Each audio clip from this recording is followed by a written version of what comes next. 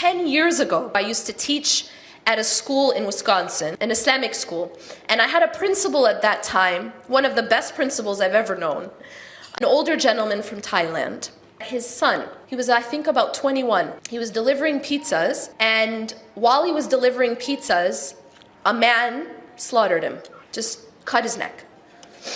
Just like that. Now, for me, I wanted to ask him, how did you cope with that?